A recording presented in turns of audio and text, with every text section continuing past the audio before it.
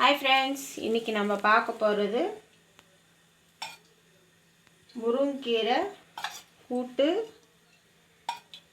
பீர்க்கங்காய் துவையல். எண்ணெய் ஊற்றிட்டேன். கடாய் வேணும். எண்ணெய் ஊற்றினதுக்கப்புறம்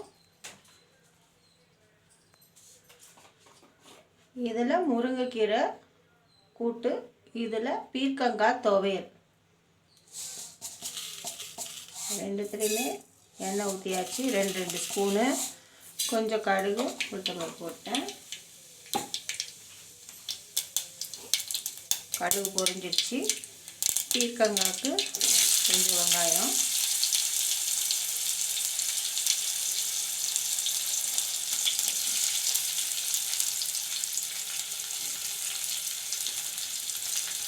இதில் கடுகு பொரிஞ்சோன்னே முருங்கைக்கீரை கூட்டுலேயும் கொஞ்சம் வெங்காயம் ஃபஸ்ட்டு போட்டுக்கணும். 2 வெங்காயத்தில் இதில் 2 வெங்காயம் சேர்த்துருக்கேன். அப்புறம் கருவேப்பிலை,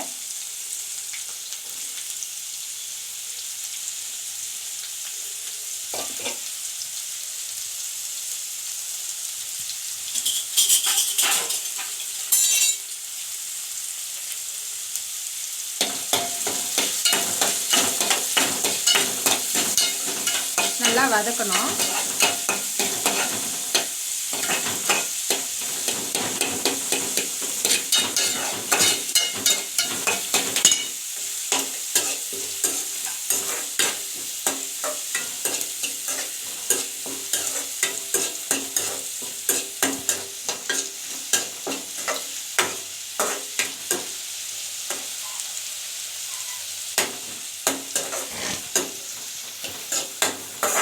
இந்த முருங்கைக்கீரை கூட்டு பருப்பு, தோரம் பருப்பு, சிறு பருப்போ வேக வச்சு வச்சுருக்கேன். ஒரு 2 விசில் விட்டு வெங்காயம் கருவேப்பிலை நல்லா வதங்கணும். முருங்கைக்கீரைக்கு பீர்க்கங்காய்க்கும் ஓரளவுக்கு வதங்கினா போதும். அந்த பச்சை வாசனை போனால் போதும். பீர்க்கங்காய் துவையலுக்கு கருவேப்பிலை, பீர்க்கங்காய் அரிஞ்சு வச்சுருக்கேன். அப்படியே கொட்டிடுவேன்.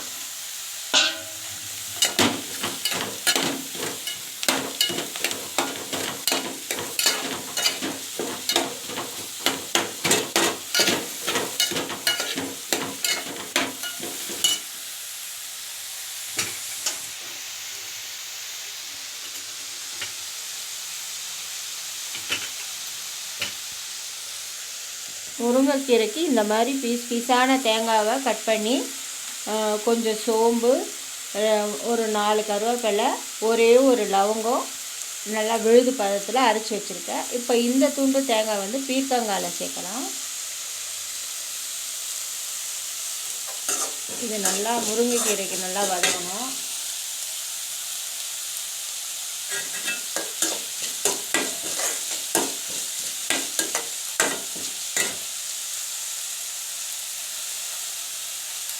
இல்லை கொஞ்சோண்டு ஜீரகம், இதுலேயே கொஞ்சோண்டு மேலட்ட ஜீரகம் தூள்னா போதும். கொஞ்சம் சோம்பு, தனியா, வெந்தயம், தனியா, ஒரு 2 கிராம்பு சேர்த்துருக்கேன். இதில் தனியா சேர்க்கக்கூடாது. வெந்தயமும் சோம்பும் சேர்த்துருக்கேன். ஆல்ரெடி நம்ம ஜீரகமும் சோம்பும் தேங்காயும் கருவேப்பிலையும் ஒரே ஒரு கிராம்பு வச்சு நல்லா விழுது பழத்தில் முருங்கைக்கீரை கூட்டுக்கு அரைச்சி வச்சுருக்கோம். பருப்பு வேக வச்சு எடுத்து வச்சுருக்கோம். இது நல்லா வதங்கினதுக்கப்புறம் முருங்கைக்கீரையை கழுவி யூஸ் பண்ணுங்கள். கழுவாமல் எடுக்காதீங்க. ஏன்னா அந்த முருங்கைக்கீரை மரத்துலேருந்து நம்ம டைரெக்டாக தான் எடுக்கிறோம் சுத்தமாக. அதில் லைட்டாக அழுக்கு இருக்கும். அந்த அழுக்கோடு நம்ம சாப்பிட்டோன்னா கண்டிப்பாக சின்ன பசங்களுக்கு வயிற்று வலி வரும். இந்த பீர்க்கங்காய் நல்லா வேகணும். பீர்க்கங்காய் நல்லா கலரிட்டே இருக்கணும், அடி பிடிக்காமல். இப்போது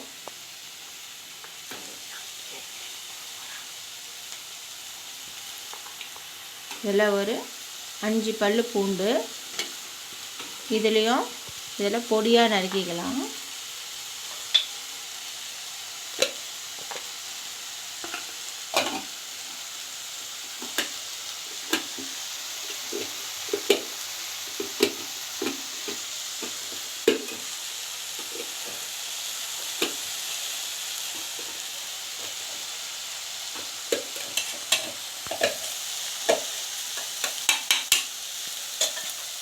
பொடியாக நறுக்கின பூண்டு வந்து இதில் போட்டுடலாம்.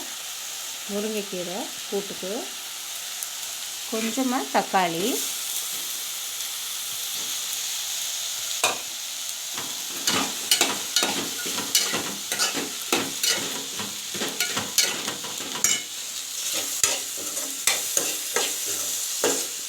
வெங்காயம் நல்லா வதங்கணும்.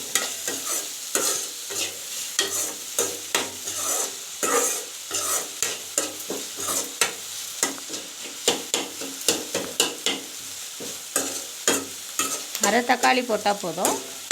நிறைய பேர் செய்கிறீங்கன்னா ஒரு தக்காளி போட்டுக்கலாம். நான் இப்போ ஒரு 6 பேர் சாப்பிட்ற மாதிரி தான் செய்கிறேன்.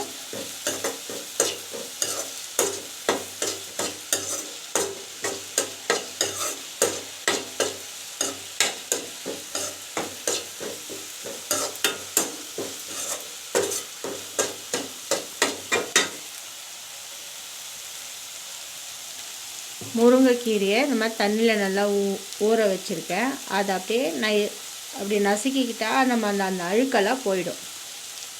அழுக்கு போனதுக்கப்புறம் நல்லா தண்ணியை பிழிஞ்சிட்டு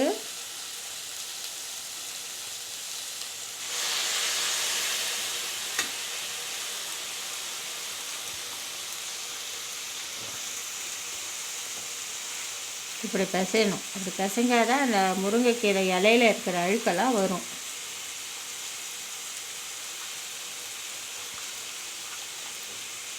பீர்க்கங்காய் கூட்டு வந்து ரொம்ப நல்லது உடம்புக்கு, பித்தத்தை சம செய்யும். அது மட்டும் இல்லாமல் மார்பக புற்றுநோயெல்லாம் குணப்படுத்தும். நமக்கு தெரியாமல் உள் உறுப்பில் எங்கேயாவது கட்டி இருந்தாலும் சரியாயிடும். வாரத்தில் ஒரு நாள் இந்த மாதிரி ஹெல்த்தியான டிஷ்ஷாக செஞ்சு சாப்பிடுங்க.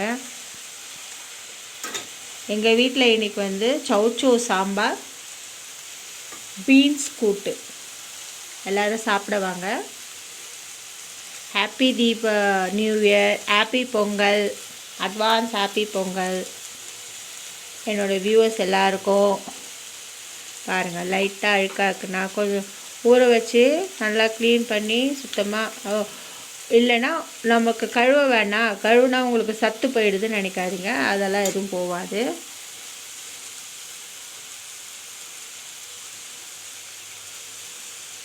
இப்போ இந்த முருங்கைக்கீரையை நல்லா வதக்கணும்.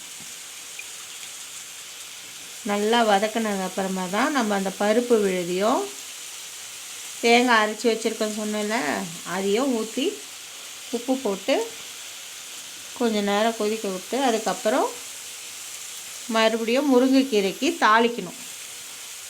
கடுகு, ஜீரகம், கருவேப்பிலை, பச்சை மிளகா பிடிக்கிறவங்களுக்கு பச்சை மிளகா, அப்படி இல்லையா காஞ்ச மிளகா பிடிக்கிறவங்களுக்கு காஞ்ச மிளகா போட்டு தாளிக்கணும்.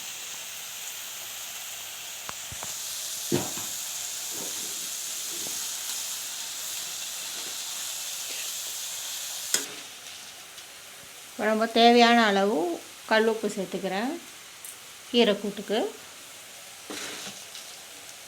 அதே மாதிரி பீர்க்கங்காய்க்கும் சேர்த்துக்கிறேன்.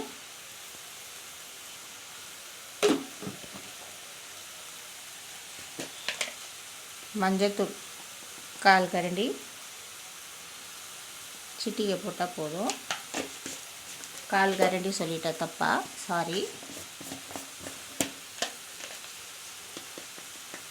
இதில் வந்து நான் வந்து பீர்க்கங்காய்க்கு பச்சை மிளகா, காஞ்ச மிளகா சேர்க்கல, மிளகாத்தூள் சேர்க்குறேன்.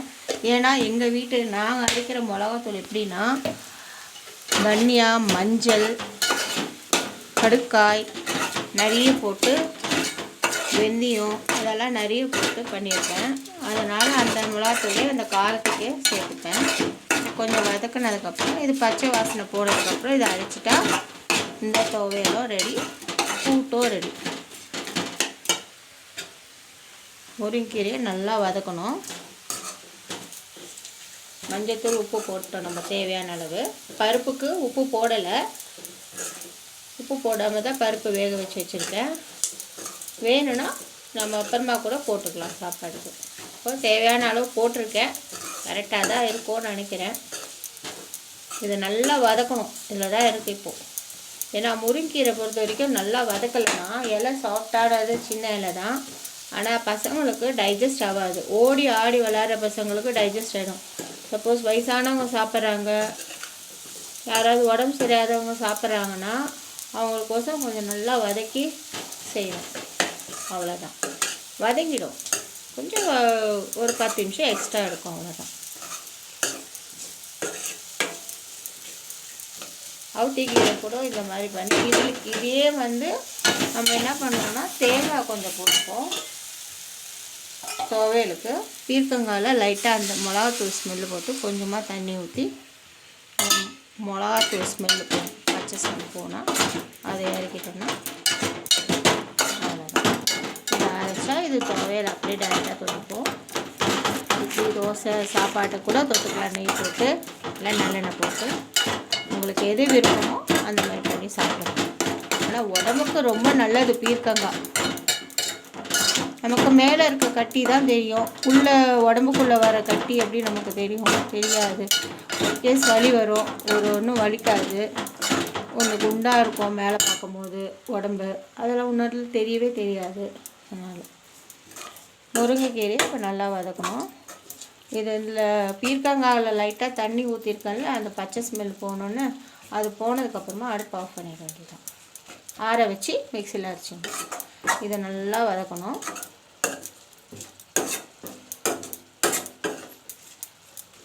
இப்போ சாப்பாடு நம்ம ஒரே ஒரு சாப்பாடு எடுத்து இப்படி நசுக்கிப்பட்டா சாதம் வெந்துருச்சு மொத்தமாக இறக்கிடும். ஆனால் இந்த கீரையில் நம்ம அப்படி பண்ண முடியும். ஏன்னா இப்போ இதில் இலசு கீரையாக போட்டிருக்கேன். அந்த இலக்கீரை நம்ம கையில் கட்டுனா நம்ம இப்படி பண்ணால் நசுங்கிடும். இப்போ நம்ம என்ன நினைப்போம், மொத்த கீரை வெந்துருச்சுன்னு. அது தப்பு, அந்த மாதிரி பண்ணாதீங்க. கொஞ்சம் நல்லா வதக்குங்க.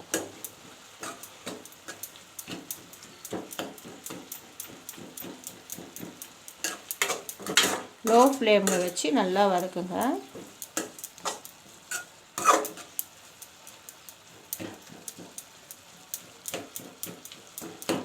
சளி பிரச்சனை எல்லாத்துக்கும் இது ஒரு சிறந்த மருந்தாகும்.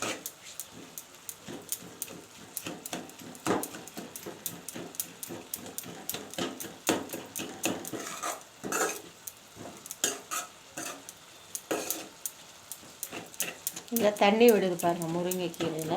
அந்த தண்ணி நல்லா சுண்டணும். இந்த வெங்காய தக்காளியில் இருக்க தண்ணியும் முருங்கைக்கீரையில் தண்ணியும் நல்லா அந்த தண்ணியிலே வேகும். அதுக்கப்புறமா தான் கடைசியாக நம்ம ஆல்ரெடி பருப்பு வேக வச்சிட்டோம்.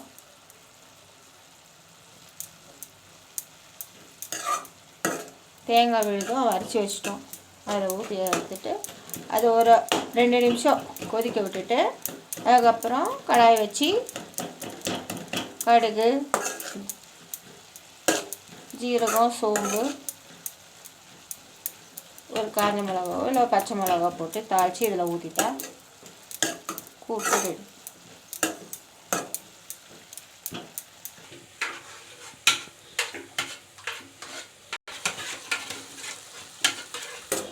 இப்போ நம்ம பீர்க்கங்காய் நல்லா தண்ணி ஓரளவுக்கு சுண்டிடுச்சு, பச்சை வாசனை வச்சு ஸ்டவ் ஆஃப் பண்ணியாச்சு. இது கொஞ்சம் ஆற வச்சு மிக்சியில் துவையல் பண்ணால் பீர்க்கங்காய் போட்டு ரெடி. இது ஓவர். இப்போ முருங்கைக்கீரை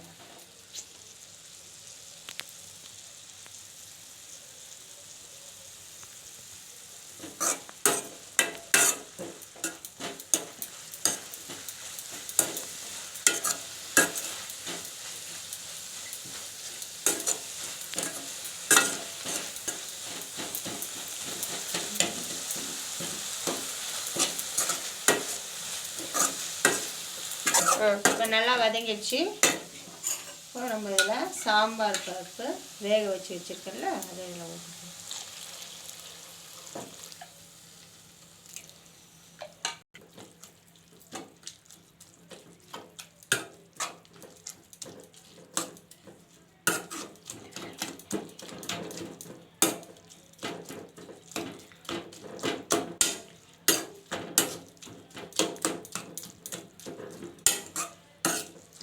தேங்காய் விழுதியும் போட்டு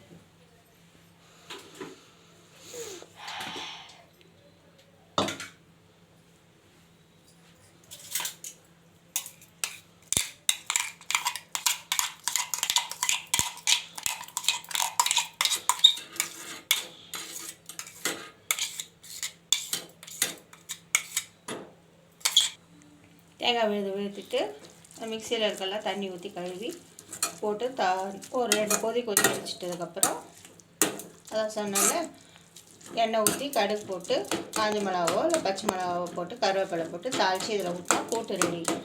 டேஸ்ட் பண்ணி பாருங்கள், ட்ரை பண்ணி பாருங்கள், லைக் பண்ணுங்கள், சப்ஸ்கிரைப் பண்ணுங்கள். பாய்.